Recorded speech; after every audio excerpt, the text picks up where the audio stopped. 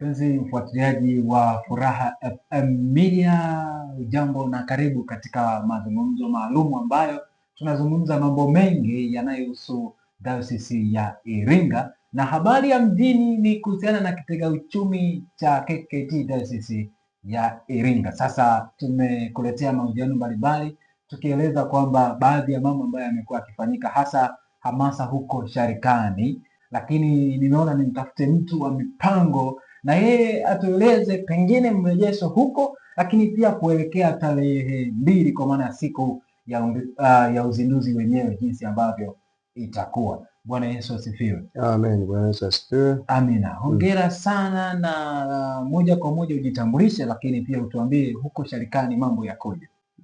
Mimi naitwa Brown Emmanuel Mdegela, ndiye katibu wa idara ya mipango, maendeleo, uchumi katika dayosisi yetu ya Iringa. Kama walivyosema mtangazaji, sasa habari ya dayosisi ya Iringa ni juu ya kitega uchumi cha dayosisi ambacho kitakuwa mkombozi mkubwa na historia kubwa katika dayosisi yetu ya Iringa. Tumefanikiwa kuzunguka katika majimbo 8 na tumekutana na watu wengi ambao mwitikio wake ni mkubwa sana.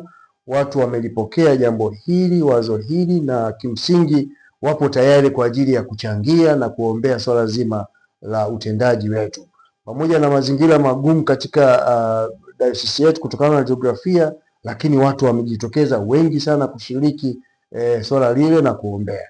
Na zaidi ya yote, sasa tunaelekea kwenye tendo kubwa la kihistoria kwa dayosisi yetu ya Iringa kwa kumkabidhi Mungu eneo la ujenzi. Tutakuwa na ibada kubwa ambayo lengo kubwa ni kumkabidhi Mungu na kufanya maombi ya kutosheleza katika eneo la mradi, na tutakuwa na watu wengi ambao tumewaalika kutoka sharika mbalimbali, lakini wageni wa serikali, wadau mbalimbali wa maendeleo ambao tunashirikiana nao kwa namna moja au nyingine, watakuja kushuhudia muujiza mkubwa ambao utatokea tarehe 2 mwezi wa 5 pale Lutheran Center.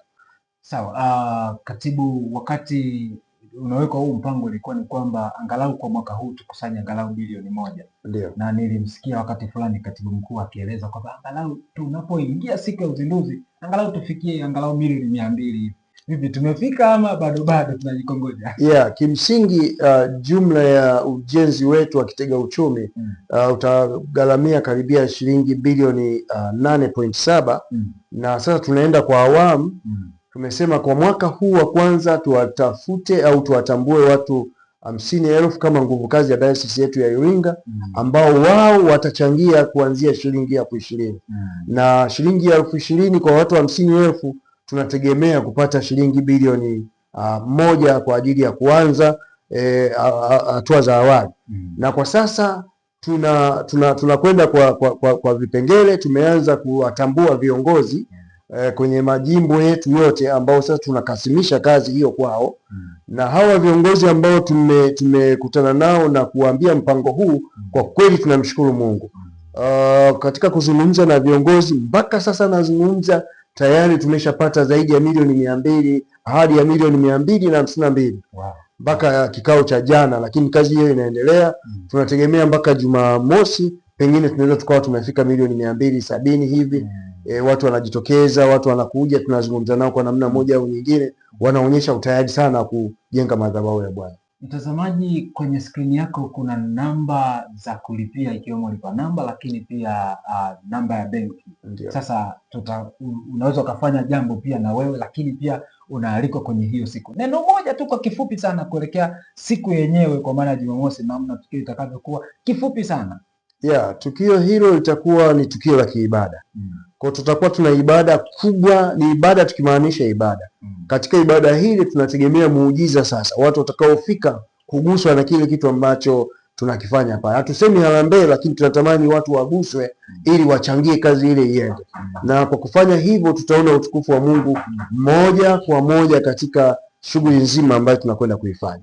Wito wangu kwamba kila mmoja, iwe ni mwanadayosisi ya Iringa au mtu wa hapa Iringa, kushiriki lile jambo. Ukishiriki lile jambo, kwa vyovyote utaleta mabadiliko katika mji wetu wa Iringa, kwa maana ya kumtumikia Mungu katika kitega uchumi kile. Hatuna jengo kubwa au kitega uchumi kikubwa cha kanisa hapa Iringa, kanisa lolote, kwa hichi kitakuwa cha kwanza ambacho kitakuwa na vitu vingi ambavyo vitafanya kugeuza mji wa Iringa.